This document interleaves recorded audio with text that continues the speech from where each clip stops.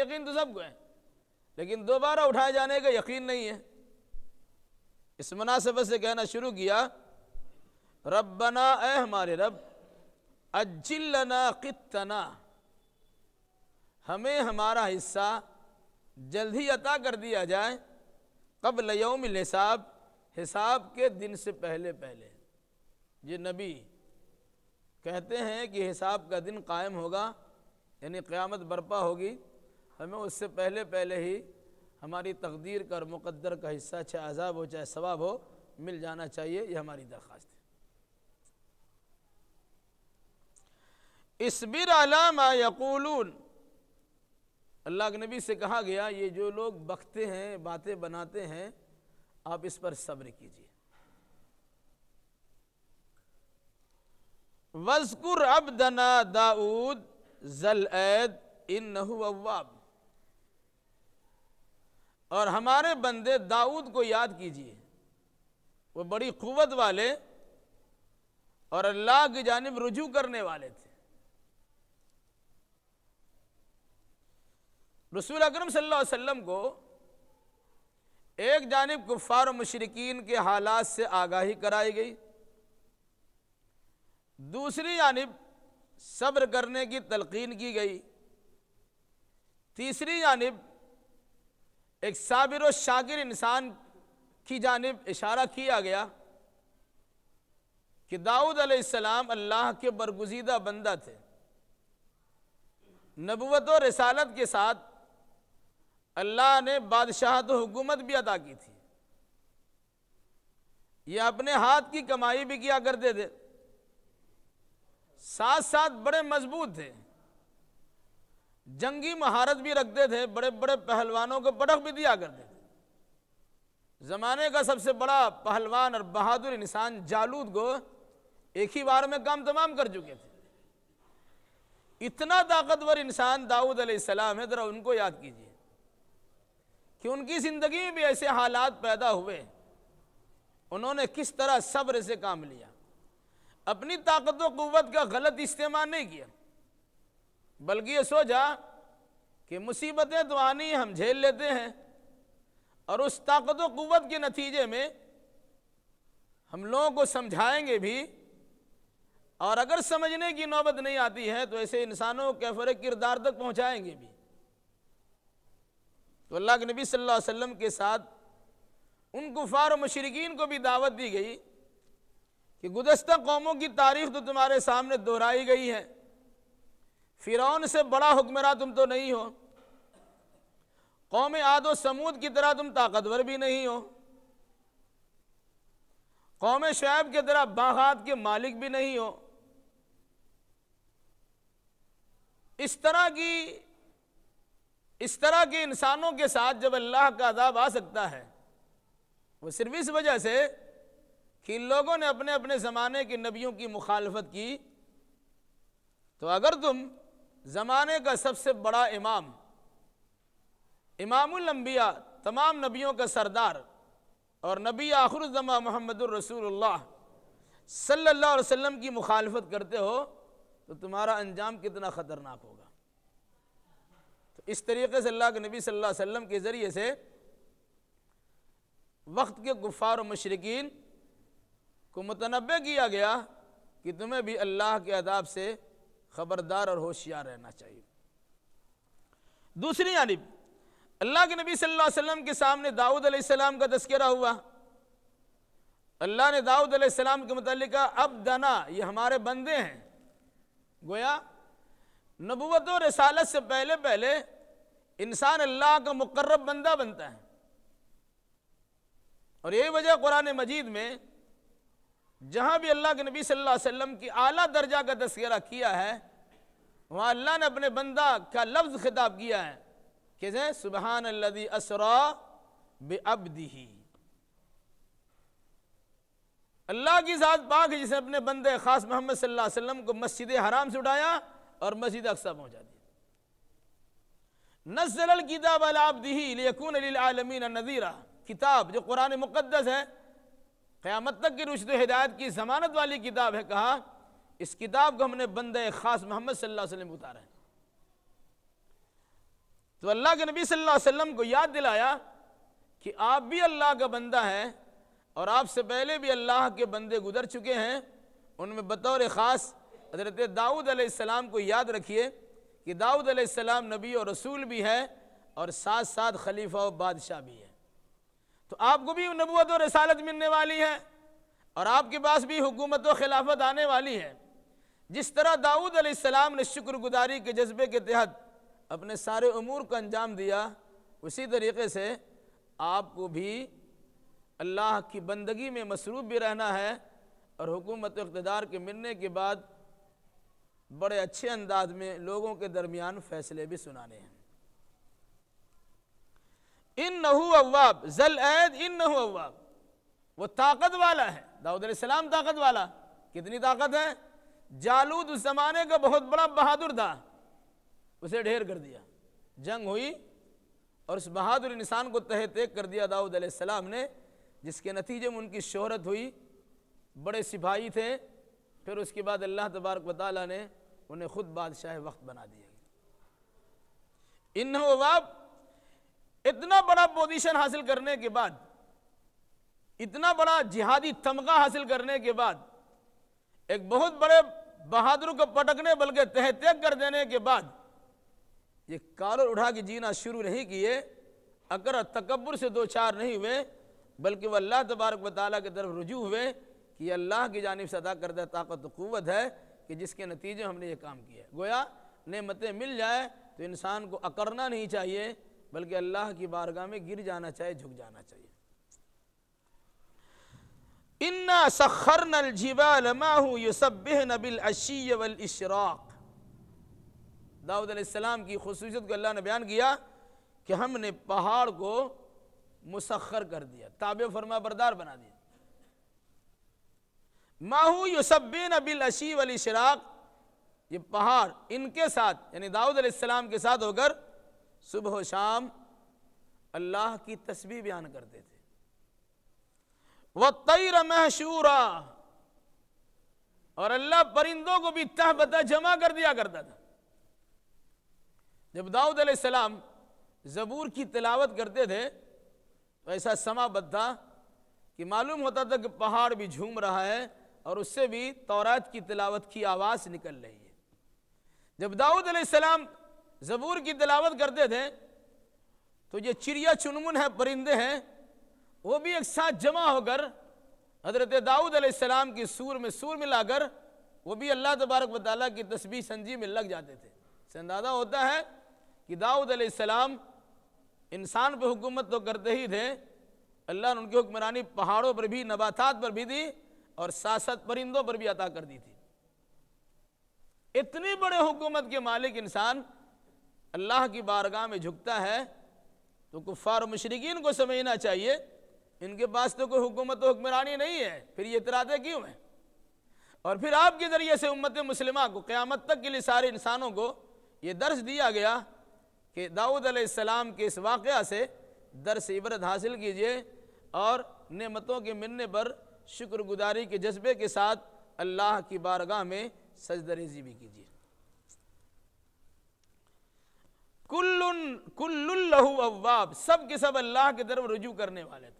پہاڑ بھی اللہ کی طرف مائل ہیں، پرندے بھی اللہ کی طرف مائل ہیں، داؤد علیہ السلام بھی اللہ کی طرف مائل ہیں اور داؤد علیہ السلام کی مجلس میں بیٹھنے والے لوگ بھی اللہ ہی سے لو لگائے ہوئے ہیں. گویا اگر کوئی انسان نبی کا ساتھ ہوتا ہے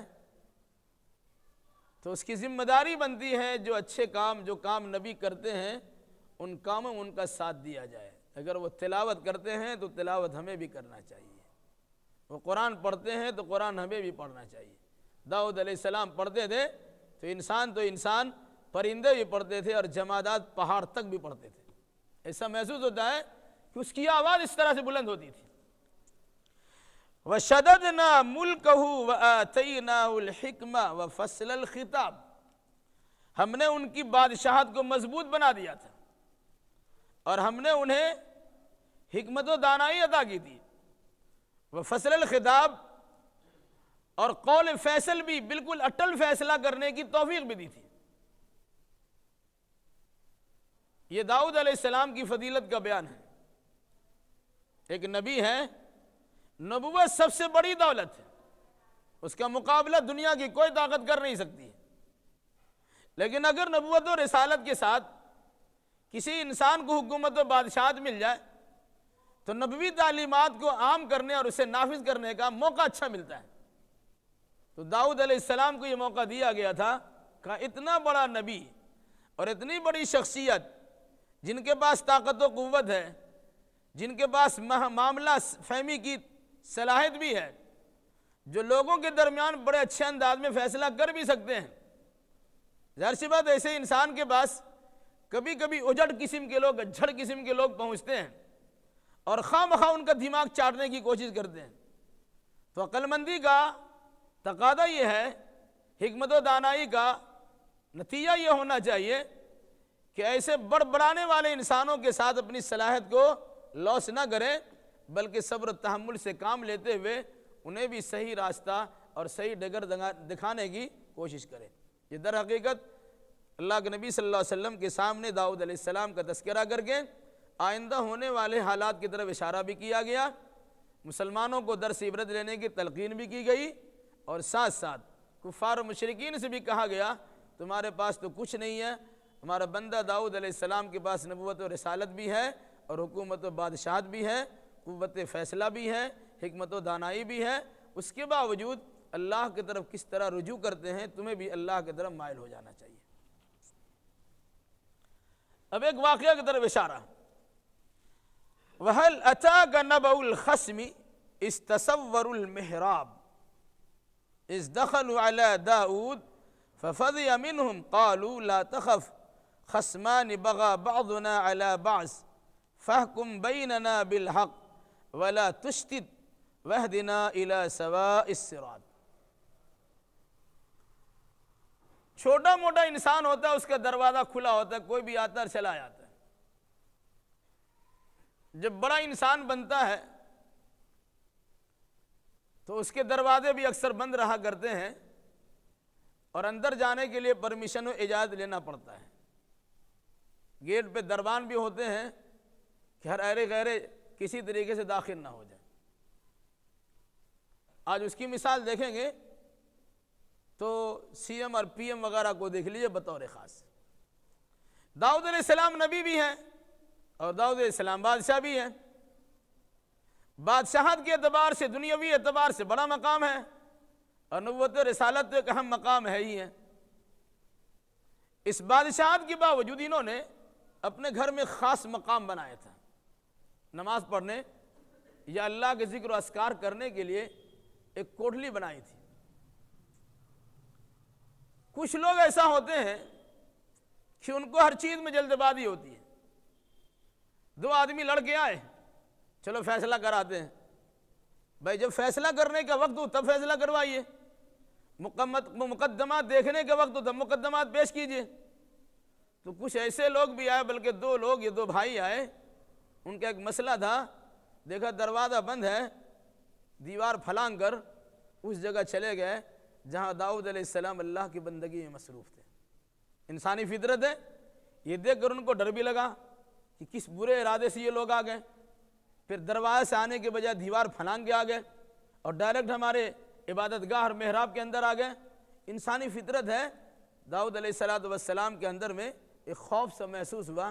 ان لوگوں نے کہا ڈریے مت، ہم کچھ مقدمات کے تحت آپ سے گفتگو کرنے کے لیے آئے۔ اب اندازہ لگائیے، ایک آدمی ہمیشہ ملنے کا ٹائم دیتا ہے، لیکن ابھی اس کے آرام کرنے یا عبادت کرنے کا وقت ہے۔ نہ سمجھ قسم کے لوگ اس وقت میں پہنچ گئے تو دروازہ پیٹنا چاہیے، اجازت لینا چاہیے۔ اس کو بالائے طاق رکھتے ہوئے دربان کو سامنے چھوڑ دیا اور کسی دوسرے راستے سے دیوار پھلانگ کر اندر پہنچ گئے۔ تو یہ بے ادبی اور گستاخی تھی۔ ایسے موقع پر کتنا زیادہ ان کو غصہ آنا چاہیے تھا۔ ایک تو عبادت میں خلل اندازی ہو رہی ہے، دوسرا بغیر اجازت کے آ رہے ہیں، تیسرا دیوار پھلانگ کے آ رہے ہیں، چوتھا اس کے لیے وقت متعین ہے، کبھی بھی فیصلہ کرا سکتے تھے، اور پھر اس کے بعد آنے کے بعد کہتے ہیں کہ انصاف سے کام لیجیے گا، بے انصافی نہیں کیجیے گا۔ کتنا غصہ آئے گا، لیکن اس غصے پر انہوں نے کنٹرول کیا اور صبر کیا ہے اسی چیز کو یاد دلا اللہ کے نبی صلی اللہ علیہ وسلم کو بھی اور آئندہ آنے والی پوری امت کو بھی کہ آپ کے ساتھ بھی اگر ایسے حالات پیدا ہو جائے تو ذرا ضبط میں رہیے۔ وَهَلْ أَتَاكَ نَبَأُ الْخَصْمِ، کیا آپ کے پاس دو لڑنے والے لوگوں کے واقعہ کی خبر پہنچی ہے؟ استصوروا المحراب، جب یہ لوگ دیوار پھلانگ کر کے عبادت گاہ میں داخل ہو گئے تھے۔ اِذْ دَخَلُوا عَلَىٰ داؤد، جب یہ لوگ داؤد علیہ السلام کے پاس پہنچ گئے، داخل ہو گئے، فَفَزِعَ مِنْهُمْ، تو داؤد علیہ السلام کو ان دونوں سے گھبراہٹ ہوئی۔ قَالُوا لَا تَخَفْ، تو ان لوگوں نے کہا ڈریے مت، کوئی برا ارادہ سے نہیں آئے۔ خصمان بغا بعضنا علی بعض، ہم دونوں فریق مخالف ہیں، ہم میں سے بعض نے بعض پر ظلم کیا ہے، زیادتی کی ہے۔ فَحْكُمْ بَيْنَنَا بِالْحَقِّ، ہمارے درمیان بالکل صحیح فیصلہ کر دیجئے۔ وَلَا تُشْتِتْ، بے انصافی مت کیجیے گا۔ وَاهْدِنَا إِلَىٰ سَوَاءِ الصِّرَاطِ، اور ساتھ میں یہ بھی کہا کہ ہمیں سیدھے راستے کی رہنمائی کیجیے۔ ایسا لگتا ہے کہ دیہاتی انداز کے لوگ تھے، بڑے کے ادب و احترام کو سمجھنا نہیں چاہ رہے تھے یا سمجھ نہیں پا رہے تھے کہ بڑوں سے گفتگو کس طرح ہوتی ہے۔ یہ دیہاتی پن کے نتیجے میں اس قسم کی باتیں کہہ دی کہ ہمیں صحیح رہنمائی کیجیے اور صحیح سے فیصلہ کیجیے، دیکھیے بے انصافی نہیں کیجیے گا۔ ایسے وقت میں کتنا غصہ ہو سکتا ہے اپنے بارے میں سوچ لیجئے۔ آپ کام کاج سے آئے ہوں، گھر میں آپ کا آرام کا وقت ہے، کوئی آدمی خواہ مخواہ فیصلہ یا کسی مسئلے میں گفتگو کرنے کے لیے آپ کے پاس آیا، آپ کا دروازہ نوک بھی نہیں کیا، کھٹکھٹائے بھی نہیں، اور سیدھے آپ کے بیڈ روم میں چلا گیا، آپ کا پارا چڑھ جائے گا؟ کتنا دماغ گرم ہوگا کہ ابھی تو تھک ہار کے باہر سے آئے ہی ہیں اور اس کو لے کے بیٹھ گئے۔ اس وقت میں اگر کوئی انسان صبر و تحمل کرتا ہے تو گویا داؤد علیہ السلام کے نقش قدم پر چلتا ہے اور ان کی عادت کو اپناتا ہے۔ یہ بات اللہ کے نبی صلی اللہ علیہ وسلم کو سنائی گئی کہ ایسے لوگوں سے سابقہ اور واسطہ آپ کا بھی پڑ سکتا ہے۔ دیہاتی قسم کے لوگ نبوت کے ادب و احترام کو بالائے طاق رکھتے ہوئے آپ کے پاس بھی آ کر اس قسم کی باتیں کر سکتے ہیں۔ تو آپ سے پہلے نبیوں کی شان ایسی رہی ہے کہ ایسے ایسے حالات وہ جھیل چکے ہیں، آپ کے سامنے مثال اس لیے دی جاتی ہے کہ ایسے موقع پر آپ بھی صبر سے کام لیجئے گا۔ چنانچہ ایسا موقع بھی اللہ کے نبی کے زمانے میں آیا ہے کہ آپ سے ہی لوگوں نے کہا اے محمد انصاف سے فیصلہ کیجیے گا۔ بالکل وہی بات، وقتی طور سے آپ کو بھی غصہ آیا اور آنا بھی چاہیے کہ آپ نے فرمایا اگر میں ہی انصاف نہیں کروں گا تو دنیا میں اور کون انصاف کرے گا؟ کہ انصاف کے قیام کے لیے تو ہمیں بھیجا ہی گیا ہے، اور ہم ہی انصاف نہیں کریں تو کوئی انصاف کرے گا۔ ان ھذا اخی لہ 99 ناجہ ولی نعجۃ واحدہ فقال اکفلنیھا وعزنی فی الخطاب۔ مقدمہ کیا تھا؟ دو بھائی پہنچے یا دو ساتھی پہنچے یا دو حصہ دار پارٹنر پہنچے، اس سب کے لیے عربی میں بھائی کا لفظ استعمال ہوتا ہے۔ کہا ان ھذا اخی، یہ میرا بھائی ہے، لہو 99 ناجۃ، ان کے پاس 99 دمبیاں ہیں۔ دمبا ہوتا ہے، اس کی مؤنث کو دمبی بولا ہے تو دمبیاں ہیں۔ مان لیے 99 بھیڑی ہے یا بکری ہے۔ ولیہ ناجۃ واحدہ، میرے پاس ایک ہی بکری ایک ہی بھیڑی ہے، ایک ہی دمبی میرے پاس ہے، ان کے پاس 99 ہیں۔ لیکن 99 والے کی چاہت کیا ہے؟ فقال اکفلنیھا، کہ وہ ایک بھی ہمارے ان 99 دمبیوں میں شامل کر دو تاکہ 100 کی گنتی بھی پوری ہو جائے، اور چرنے چرانے کے لیے چراگاہ تو ہمارے پاس ہے ہی، تو میں کو کہاں چرا ہوگے، ہم اس کی کفالت کرتے ہیں۔ بات کچھ اس انداز سے کیا جس میں ہڑپنے کی بات نہیں ہے، نیت کی خرابی تو بات کی بات ہے، لیکن زبان استعمال کیا ہم آپ کی کفالت کرنا چاہتے ہیں۔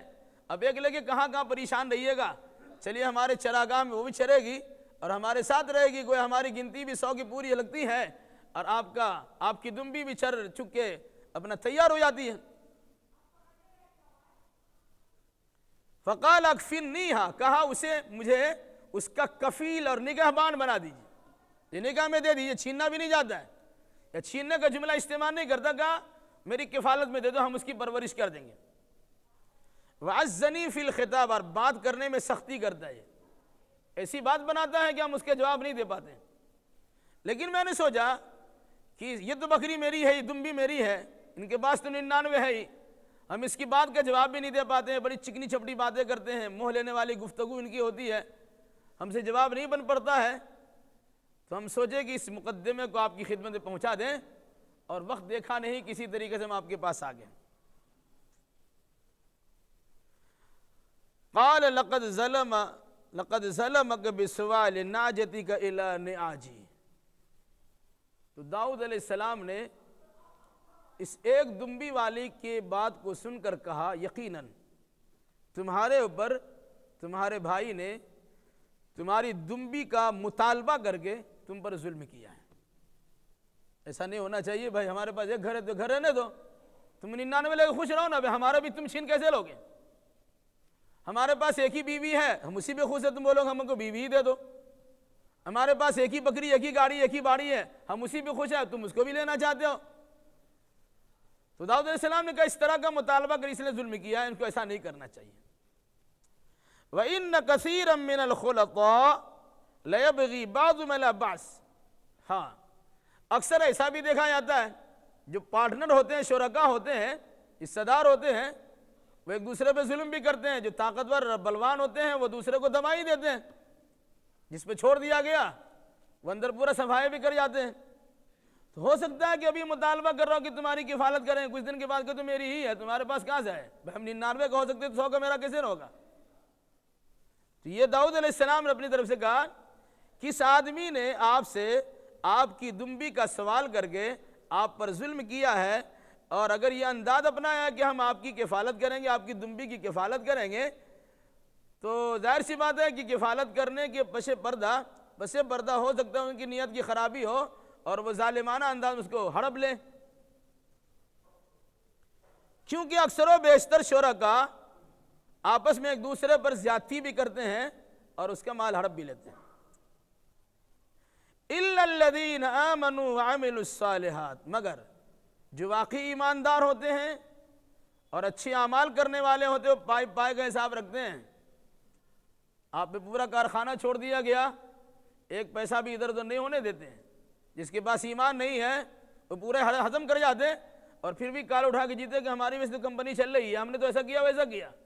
لیکن ایماندار جس کے ذریعے سے کمپنی چل رہی ہوتی ہے اور سارا سرمایہ اس کے نتیجے میں آ رہا ہوتا ہے، وہ اس میں سے ایک پیسہ ادھر ادھر کرنا، خرد برد کرنا گوارا نہیں کرتی۔ اسے کہا إِلَّا الَّذِينَ آمَنُوا وَعَمِلُوا الصَّالِحَاتِ، ہاں ایمان والے اور عمل صالح کرنے والے ایسا نہیں کرتے ہیں۔ وَقَلِيلٌ مَّا هُمْ، مگر ایسے لوگ بڑے تھوڑے ہوتے ہیں، ایسے لوگ بہت ہی تھوڑے ہوتے ہیں۔ وَظَنَّ دَاؤد أَنَّمَا فَتَنَّاهُ، داؤد علیہ السلام نے گمان کیا کہ ہم نے ان کو آزمایا ہے۔ یہ جو واقعہ ان کے سامنے آیا اور جس کے نتیجے میں ان کو ڈر بھی لگا، اندر سے دلی تکلیف بھی ہوئی کہ اچانک میرے گھر میں گھس آیا، میری عبادت میں خلل بھی ڈال دیا، اور بالکل جاہلانہ انداز میں گفتگو کرتا ہے کہ ادب انصاف سے کام لیجیے گا، بے انصافی نہیں کیجیے گا، اور داؤد علیہ السلام نے بغیر سنے دوسرے کا فیصلہ بھی سنا دیا۔ ان چیزوں کے نتیجے میں ان کو لگا کہ شاید ہم سے بھول ہو رہی ہے اور اللہ تبارک و تعالی ہماری آزمائش کر رہا ہے۔ فوراً کیا کیا؟ فَاسْتَغْفَرَ رَبَّهُ، پھر انہوں نے اپنے رب سے مغفرت کی دعا مانگی۔ اس کے بعد جو الفاظ پڑھیں گے اللہ کے نبی صلی اللہ علیہ وسلم ثابت ہے، اس کے بعد سجدہ کرنا، ہم بھی سجدہ کریں گے، آپ لوگ بھی سجدہ کریں گے، سجدہ تلاوت جس میں دعا پڑھی جاتی ہے، سجد وجهي للذي خلقه وصوره وشق سمعه وبصره بحوله وقوته وتبارك الله احسن الخالقين۔ سجدہ تلاوت کی دعا یاد رکھنی چاہیے، اگر یاد نہ ہو تو سبحان ربی الاعلی سے کام چلا لیجیے گا، لیکن یاد کرنے کی کوشش کیجیے گا۔ وخر راکعا واناب، اللہ اکبر۔ سجد وجهي للذي خلقه وشق سمعه وبصره بحوله وقوته،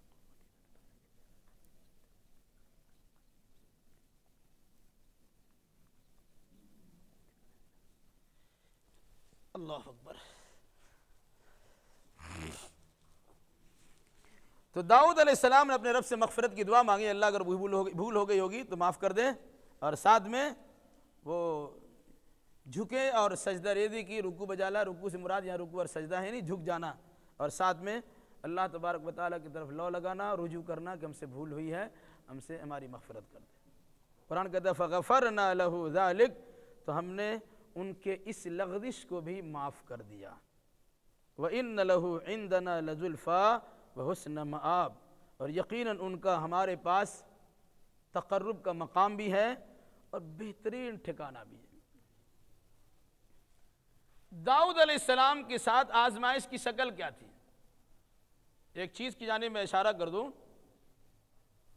کبھی کبھی مفسرین حضرات بھی بغیر تحقیق کے ایسی بات بیان کر جاتے ہیں جو انبیاء کی شان کے خلاف ہوا کرتی ہے۔ اسرائیلی روایت میں کچھ اس طرح کا واقعہ بیان کیا جاتا ہے کہ نعوذ باللہ، ہزار بار نعوذ باللہ، داؤد علیہ السلام کا ایک وزیر تھا، اس کا وزیر کی بیوی بڑی خوبصورت تھی۔ تو داؤد علیہ السلام نے وزیر سے کہا کہ تمہارے پاس جو بیوی اس کو طلاق دے دو، کیونکہ وہ اس لائق نہیں ہے کہ تمہارے پاس، اس کے اندر سوجھ بوجھ زیادہ ہے، وہ ہمارے پاس رہے تو اس کے ذریعے سے ہم کچھ زیادہ کام کر سکتے ہیں۔ اسی چیز کو ایک مثالی شکل میں دو آدمی کی صورت میں اللہ نے فرشتے بھیج کر یا دو آدمی کو بھیج کر داؤد علیہ السلام کو سکھانا چاہا، اور اس کو دیکھنے کے بعد انہیں خیال آیا کہ یہ تو بھول ہم سے ہو رہی ہے۔ یہ واقعہ لوگوں نے بیان کیا، اسرائیلی روایت ہے، اور اس کو تفسیر کی کتابوں کے اندر بھی داخل کر دیا گیا۔ اور حد تو یہ ہے مولانا مودودی جیسا انسان بھی تفہیم القرآن میں اس واقعے کو نقل کر دیے اور اس کی کچھ وجوہات بیان کر دیے۔ اور یاد رکھیے گا، جس روایت کا سر پیر نہ ہو، جو شان نبوت پہ قاضی اور اس پر خرابی لگانے والا واقعہ ہو، جب اللہ نے اس واقعہ کی تفصیل نہیں بیان کی اور اللہ کے نبی صلی اللہ علیہ وسلم اس واقعے کو سرحد نہیں کی، اپنی جانب سے کسی گڑھ کر یا کسی اسرائیلی روایت کو بیان کر کے اس قسم کی چیزوں کو اجاگر کرنا کیا معنی رکھتا ہے؟ علامہ ابن کثیر رحمۃ اللہ علیہ سلسلے میں بڑی اچھی بات کہی، جس واقعہ کو قرآن نے صرف اشارہ کے طور پر پیش کر دیا، ہمیں اس کے کھود کرید میں جانے کی ضرورت نہیں ہے، جبکہ اس واقعہ کے ذریعے سے ایک نبی کی شان میں گستاخی ہو سکتی ہے۔ یہ نبی کیسے کر سکتا ہے؟ بھائی اگر نبی مان لے کہ نبی کی امت میں سب اچھی اچھی بیویاں آ جائیں تو کیا سب سے کہیں گا ہم کو بیوی دے دو؟ یہ در حقیقت نبی کی شان میں گستاخی کی بات ہے، یہ یہودیوں کی جانب سے گڑھی ہوئی روایت ہے، اور اس میں تفسیر کے نام پر اسرائیلی روایت کے طور پر داخل کر دیا گیا، اور بعض لوگوں نے دھڑلے سے بیان کیا ہے، بعض لوگوں نے اس کی کچھ حکمتیں بتلائی۔ ہو سکتا ہے کہ حضرت داؤد علیہ السلام نے سوچا کہ ایسی عورت تو میرے پاس رہے، ان سے دین کا کام لیا جائے گا، عورتوں میں فیصلے اور مقدمات ان سے کرائے جائیں گے، ان کی قدر وہاں اس جگہ نہیں ہو رہی ہوگی تو قدر ہمارے یہاں ہو جائے گی۔ اس قسم کی باتیں مفسرین بیان کرتے ہیں، جبکہ اس کا سر پیر ہی نہیں ہے تو بیان کرنے کی کیا ضرورت ہے؟ اس لیے سلف صالحین کا عقیدہ و نظریہ ہے ایسا کوئی واقعہ داؤد علیہ السلام کے زمانے کا نہیں تھا، البتہ اللہ نے داؤد علیہ السلام کو متنبہ کرنے کے لیے اور آئندہ کے لیے سارے لوگوں کو متنبہ خبردار ہونے کے لیے اس قسم کا واقعہ سنایا گیا کہ آئندہ کبھی بھی اپنی خواہش کے لیے کسی پر ظلم نہ ہونے پائے، اس کا خاص خیال رکھا جائے۔ پھر بھی اللہ تبارک و تعالیٰ نے کہا ہم نے معاف کر دیا۔ مان لیے اللہ نے اگر کسی واقعہ کو بیان نہیں کیا، لیکن داؤد علیہ السلام کی لغزش کا، دل میں ہونے والی نفرت کا، یہ اچانک ہمارے دربار میں آ گیا، ہمارے گھر میں آ گیا، عبادت کے مقام پہ آ گیا، ہمارے بیڈ تک پہنچ گیا، تو یہ جو فطری طور سے غلطی لاحق ہوئی اور نتیجے میں خوف بھی محسوس کیا، دل میں تھوڑی کبیدگی ہوئی، اس کے معاملے میں تھوڑا سا ایک غلط فہمی بھی ہوئی، پتہ نہیں کس نیت کس ارادے سے آگے، اسی لغزش پر اللہ تبارک و تعالیٰ سے انہوں نے معافی مانگی اور اللہ نے معاف بھی کر دیا۔ اس لیے ہماری ذمہ داری ہے کہ ہم ایسی چیزوں کو سمجھیں اور ہر اس واقعہ جس کا سر پیر قرآن و حدیث میں نہیں ہے، چاہے جتنے لچھے دار لگے، ہمیں اس سے دور رہنے کی کوشش کرنی چاہیے۔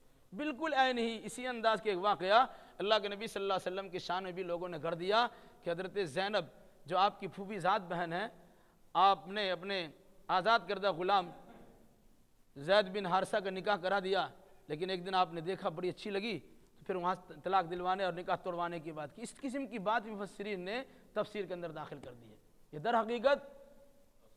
در حقیقت دوسروں سے متاثر ہو کر یا دوسروں سے مرعوب ہو کر دوسروں کی بات پر اس طرح یقین کر کے اللہ اس کے رسول کی بات کو بالائے طاق رکھنے کی علامت و نشانی ہے۔ اللہ ہمیں اور آپ کو اور جملہ مسلمانوں کو نیک سمجھ کی توفیق دے۔ انشاءاللہ باقی تفصیل آئندہ جب تک زندہ رکھی کتاب اللہ اور سنت رسول اللہ پر عمل کرتے توفیق